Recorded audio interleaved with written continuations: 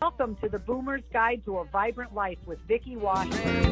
Vickie and her guests will share their journey of the golden years and how they're creating a vibrant life. Topics will include family, fun, life, love, travel, and everything Boomer.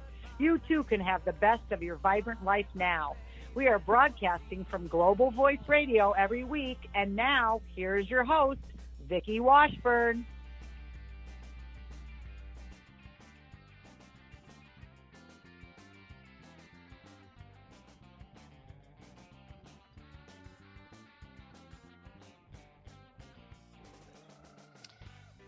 Hello, Boomers, and welcome to the Boomer's Guide to a Vibrant Life. This is Vickie Washburn, your host, and today I want to continue our conversation about grief and dealing with loss and all the things that go around that. I have spent the last week with my sisters in Kansas at my mother's house, and we had her memorial service while I was there, but the biggest part of our time in Kansas was spent going through my mother's home and her belongings and trying to get things sorted and, things thrown away that needed to be thrown away and donating and finding those treasures that we wanted to keep. So today I would like to talk about the lessons learned going through my mother's stuff. These are the things that I learned this week that I think would be beneficial for you. And I think that we as boomers need to think about so that we can maybe make it a little bit easier for our families when they have to deal with this situation when we pass. Now, I hope all of us are going to be around for a very long time. I full well intend to live to be 108. I tell my kids that all the time, and everyone else too. But we all know that we don't know how long we have. Doesn't matter whether we're 45 or 95. Our exit stage right could be at any time. So these are just some things to keep in mind that I found interesting and noteworthy. So I hope that you will relate to some of this, and maybe it'll stop and make you look around your home and just see some things that maybe you could do to make it a little bit easier for your family. So the first one, the top one on my list, don't keep hospital stuff. You don't need those water jugs or those bedpans or those whatever just because you paid for them. Leave them at the hospital. If they don't want to reuse them, they'll trash them. You don't need to bring them home. You don't need 15 of those water pitcher cups that they give you in the hospital in your cabinet. If you do bring them home, donate them. Donate them to a nursing home. Donate them to a shelter, a women's shelter. Donate them to somebody, but don't keep them. You don't need them. Your kids don't need to be trashing them. The second thing, if you have any kind of medication or any kind of anything that is on auto ship, if you see that you have got a 2 or 3 month supply that you are not being able to use quick enough to use it pretty much before the next auto ship arrives, stop the auto ship. Stop it immediately. One, it's going to save you money. It's going to help you to be able to have more spendable income for other things. Two, it is going to relieve the decision on your children or your spouse on what to do with all this stuff. At my mother's house, she and her husband were both on had breathing treatments. My mother had emphysema, and the last 2 years, I think she was on oxygen pretty much full time. We found, I think, something in the neighborhood of 12 or 15 boxes. And I'm not talking boxes as in single treatments. I'm talking boxes as in cases of breathing treatments and albuterol and other things that were shipped to them automatically to be used in their treatment. And they obviously were not using them fast enough. We found boxes of them stashed everywhere in the house. Thankfully, we were able to find a way to dispose of all of that where it wasn't just going into the landfill, the water supply, the ground, and all the places that none of us want to see it go to. So, and likewise, we found buckets and buckets and buckets of protein powder that were on an auto ship. You know, two things. This was an expense that she didn't need to bear, and it left us with tons of stuff to get rid of that seems almost criminal to just throw away because it's brand new, unopened stuff. You don't want to do that for your kids. You don't want to leave that. So that's number 2 for me. Number 3 for me is clean out your freezer and your refrigerator often. My mother had 2 freezers, actually 3 freezers. One of them went out a year ago while she was in Colorado for Christmas and left a big old mess, but it was a huge, very old deep freeze, and she had it packed to the hilt. But she had 2 other freezers and a refrigerator, and every one of them were just packed as tight as they could be packed, as full as they could possibly be with stuff. And again, it just was hard for us to just pull everything out and throw it away because obviously some of it was good. Some of it wasn't. Some of it had been there way too long. And thankfully, she didn't try to consume it. But I know that there was kind of the same issue when my grandmother passed, that there was a lot of things that were very much outdated or had been in the freezer for a very long time. So this would be the second thing, or the third thing that I would suggest, that we all make it a point to clean out our refrigerators and our freezers more often. If you are a canner or if you process food, I know that's really hard to do, to just throw that stuff out. So if you make more than you need, give it to family members, give it to a shelter, just donate it somewhere. Donate it to your local senior center, and maybe they can use it in cooking the meals for the seniors that they serve. But do something with it besides just letting it build up around your house and make even that much more that your family has to go through. Number 4, you don't need 15 boxes of cake mix.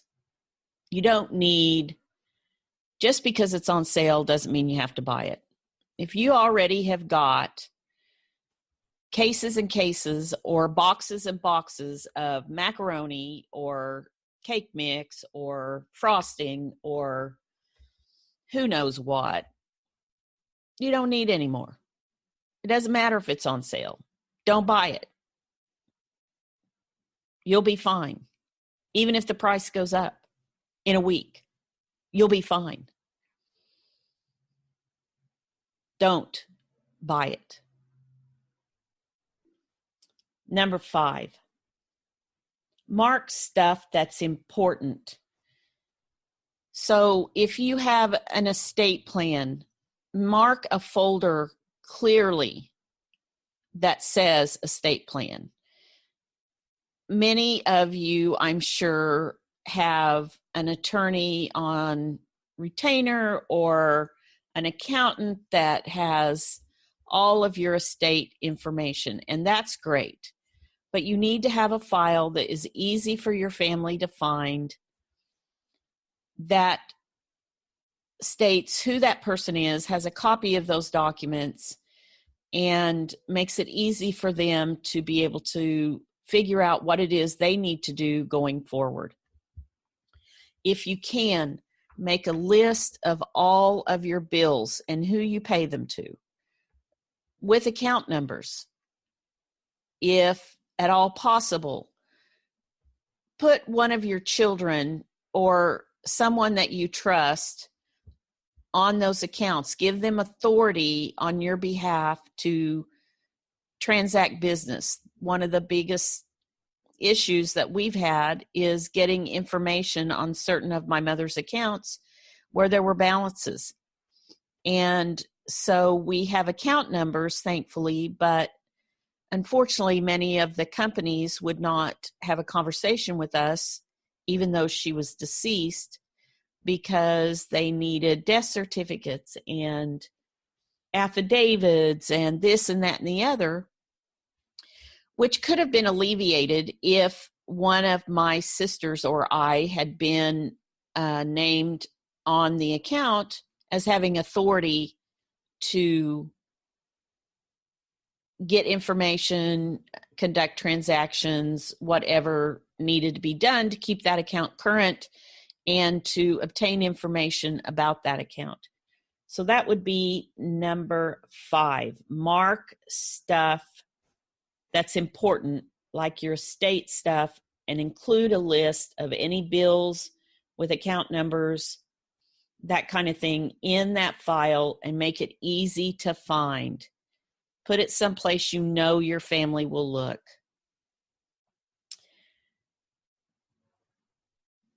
Number 6, you don't need more than 3 years of personal records.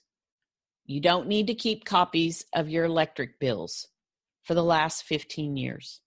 You don't need to keep copies of anything more than 3 years, and only those things which you need to back up your taxes.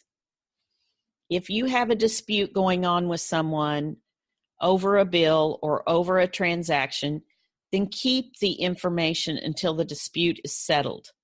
Other than that, you do not need to keep those records. Get rid of them. Clean them out. You'll feel better. Your children will be blessed. Downsize. That's number 7. Downsize. And I'm just as guilty as anybody else of this. I have a nice big home that I have lived in for 25 years. And if I have learned nothing else from going through this since my mother's passing, it is that I need to go through my house and get rid of a bunch of stuff. Stuff that has been stuck up in closets because we didn't know what else to do with it. It was too good to just throw away, and yet I haven't touched it in years. So my goal for the next few months is to start at one end of the house and go through everything and get rid of anything that is no longer useful to me. There is a book called, let me see if I can find the name of it. I just had this thought.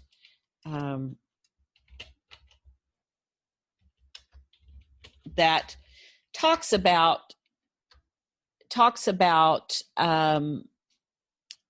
how it can bless you and how it can help you to move forward and be free by downsizing and letting go of the things in your house that no longer bring you joy. And the premise is that as you're going through stuff, that you hold it and you ponder, does this item bring me joy, or does it not? And if it does not, then you let it go. And I would highly recommend that each one of you do that. You go through and find those things that no longer serve you and no longer bring you joy, and just donate them. Let them bring somebody else joy. Give them to a family member. If you have a grandchild that has always admired that music box on your dresser, go ahead and give it to them now. Well, you can watch them enjoy it. Go ahead and give those things that are important to you and that you want to see your family members have. Go ahead and give those to them now. Then you can watch them enjoy them while you're still around. And you can share that memory and share that item that is special to you with them. Number 8, do estate planning. Now, some of you may say, I don't have an estate. I don't have anything to do an estate planning, or it's too expensive to do estate planning, or I don't understand it, or whatever. There are some very simple things that you can do. If you own your own home, you can do this without even hiring an attorney, really, because there's forms that you can just buy. But there's also online services that will do these for you fairly cheaply. You can put your property in your name, retaining a life estate,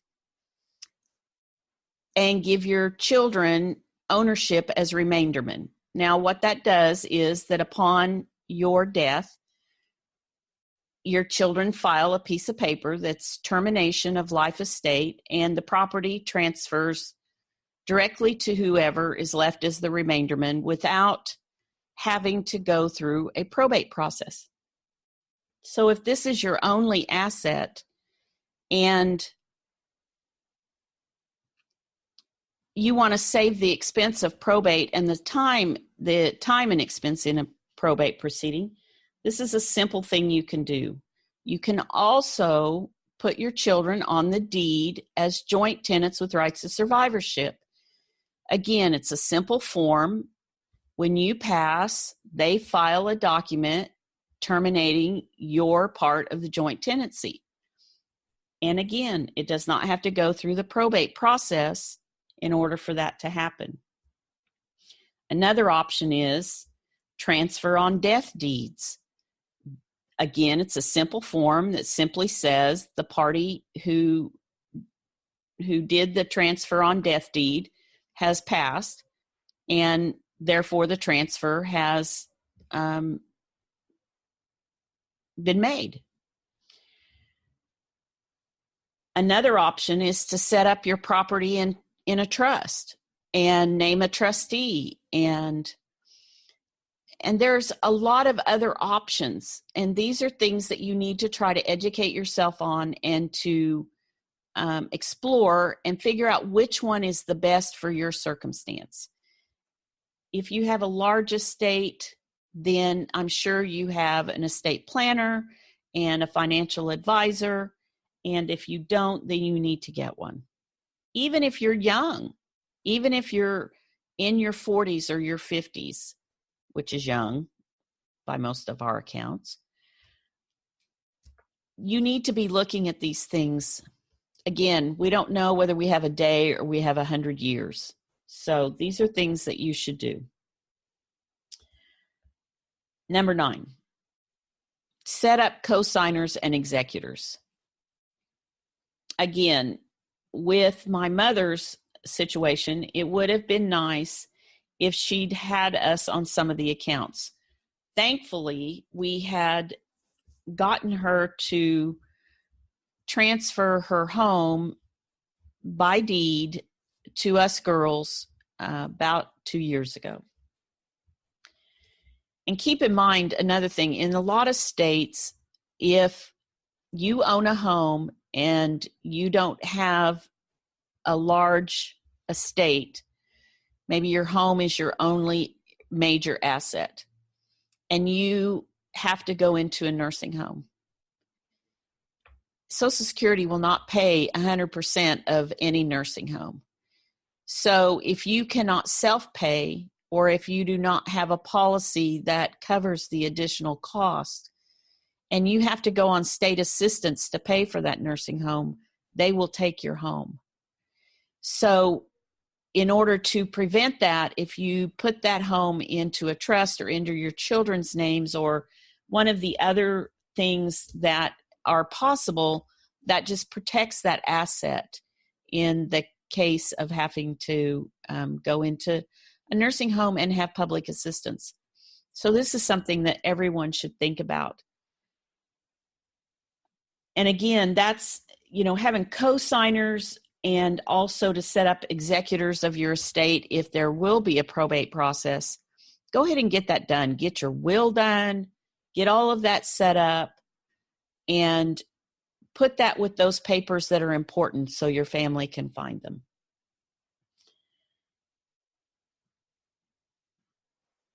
Number 10, make and pay for whatever final arrangements you want. Don't leave it to your family to make those arrangements after you're gone. And certainly do not leave it to your family to pay for them. If there is any way possible for you to pay for them, then please do. It is a financial burden on your family that they should not have to bear at a time of sorrow. And, you can take out policies and make payments essentially on those policies.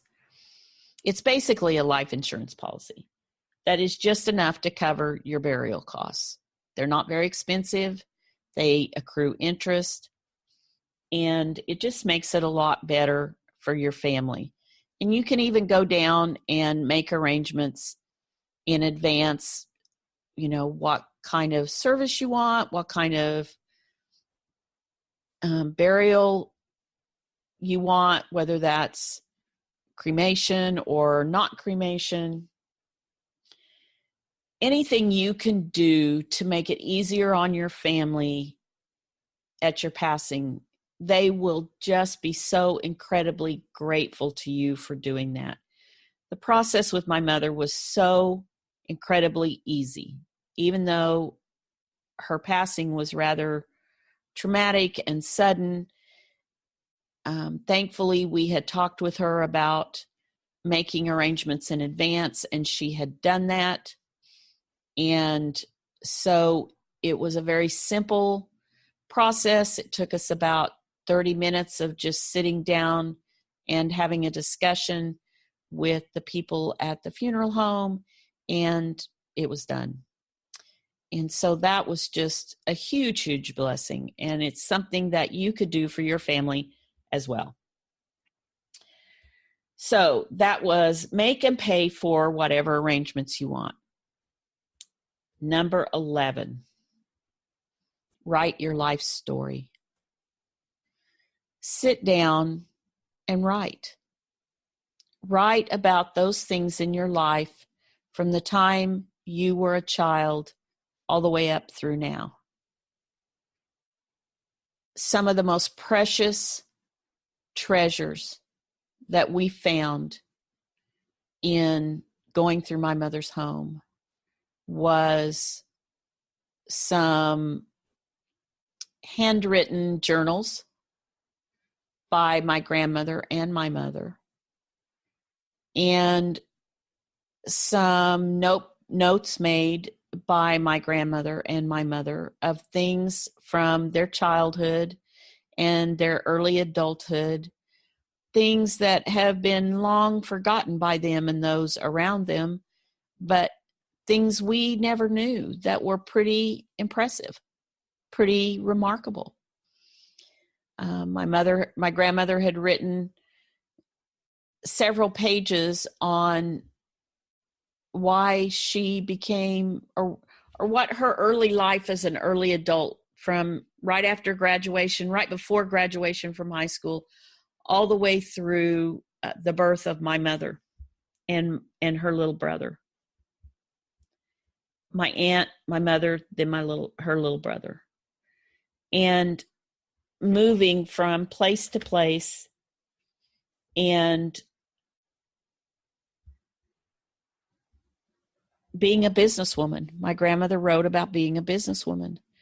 Now, in her eyes, I'm sure it was no big deal, but when you look back on it and read it, it's very easy to see that my grandmother was an entrepreneur from a very young age at a time in this country when it was very difficult to be an entrepreneur. It was during, my grandmother was born in 1913. So by the time she graduated, it was Dust Bowl days and the crash had just happened.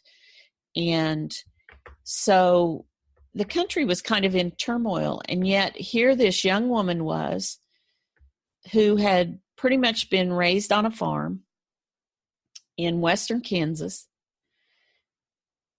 And she set out and became an entrepreneur.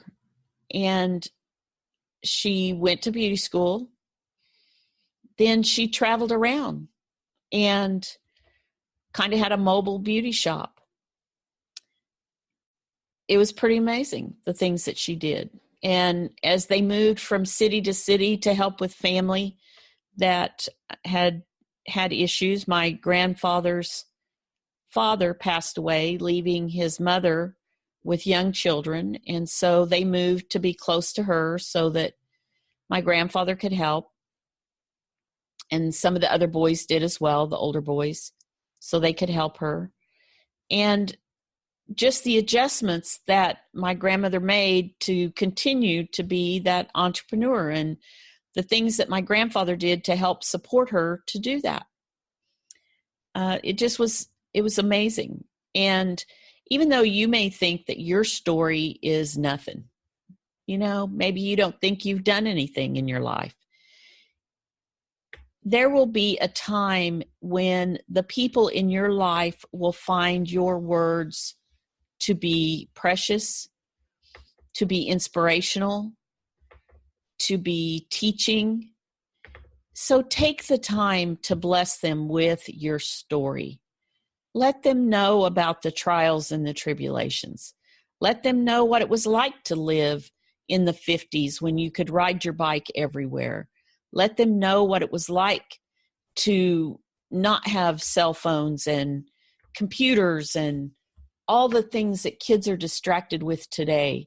Let them know what the life was like when it was a little bit slower paced and a little more connected. Let them know what it was like to live in rural America in the 50s and the 60s. Let them know what it was like to be a hippie child of the 60s and the 70s. Share with them your experiences. They will be priceless someday.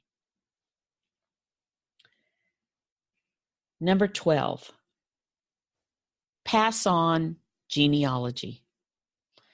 My grandmother was, my grandmother was a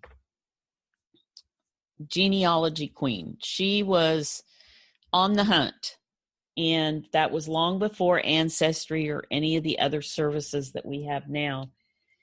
And we have found pages and pages and pages and pages of Ancestry information and pictures and pictures and pictures that I have no clue who those people are. So if you're sitting around home and you think you're bored, dig out all your old pictures of your family members. Dig out any notes that you have on family members and start putting that together so that you can pass that on to someone in your family. Or get on Ancestry and start building a family tree and upload those pictures to your family tree so that not only your immediate family, but, family members 3 times removed can look at your great-grandmother's picture, and which may be their great aunt or maybe their great uncle or, a cousin 4 times removed, whatever. Help them to be able to see their roots and to know where they come from and who the people that they come from are. One of the most remarkable things to me is that I come from a very long line of pretty incredible women. I am surrounded in my family by incredible women. And,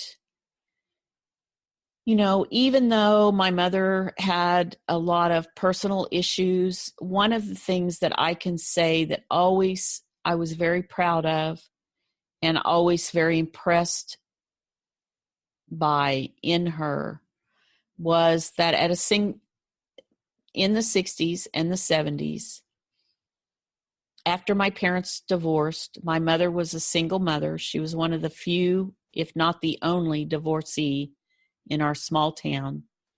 She was the only person on welfare that I'm aware of in our hometown. And that was back in the days when you backed up to the courthouse and you went in and they had a list of what you could get and you pulled it off the shelf and you took it home. And it was things like canned boned chicken and rice, 5-pound bags of rice, and big, huge blocks of the best cheese I ever ate. And just things like that, that even though it was a blessing, it was kind of embarrassing. But through all of that, through all that struggle, my mother went back to school and got her insurance underwriter's license and started doing things to try to improve her life and her financial situation. And so that is one of the things that really impressed me about her. Of course, my grandmother, I've already told you about what an incredible entrepreneur she was. And, you know, she worked in her beauty shop until she was 89 years old. I asked her when she decided to close it, "Why now, Grandma?" She said, "Well, because all of my customers are in the nursing home and it's just easier for me to go there and do their hair there than to keep my shop open and pay the bills on it." So even in closing her business, she was being a smart entrepreneur. She was still working. She just didn't have the expenses. She used the facility at the nursing home. I am surrounded by aunts that have helped their husbands run businesses and grow businesses and support their families and take care of their families all at the same time. They are farm wives and oil field wives and entrepreneurial wives. I am surrounded by sisters and cousins that have put themselves through school, have taught themselves lessons and skills to be successful. So that's important information for my daughter and my granddaughters to know. Genealogy is important. We all want to know where we come from. So that is 12 tips on the things that you can do to make life a little bit easier for your family when you pass. And those are things that you can do now. You don't have to wait till you're 70 or 80. You can do those now. You can start doing those now. You can do those and keep doing them. Make it a point once a year. Instead of setting a new goal to lose weight, set a goal to, at the first of the year, to go through everything and declutter one more time, to write down a new story, start a journal and write the things that you're experiencing. You know, one of the things I say about being a boomer is that none of the people before me really prepared me for this time in life. So it's important to me that we prepare those going after us for this time in life, for the good, the bad, and the ugly. And there's some of all of it. There's lots and lots of good about this time of life. The freedom, the ability to help others. There's just a lot of good things There's also can be health issues and changes in life that we just aren't prepared for. And so it's important that we prepare those coming after us so that they won't struggle maybe the way we have. So I just want to thank you all today for tuning in, for listening to me as I kind of share some of the things that I've been experiencing, and hoping that those things will bless you and help you as you move through being a boomer in this day and age and helping your family in this day and age. This is The Boomer's Guide to a Vibrant Life, and this is Vickie Washburn, your host, wishing you the best of all this week.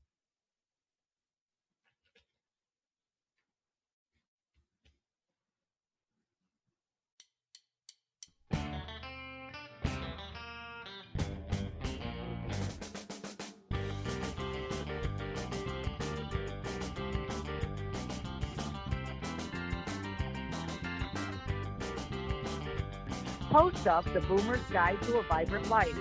Connect with Vickie at www.globalvoiceradio.com. Tune in next week for another edition of The Boomer's Guide to a Vibrant Life on Global Voice Radio, where your message and your voices are heard.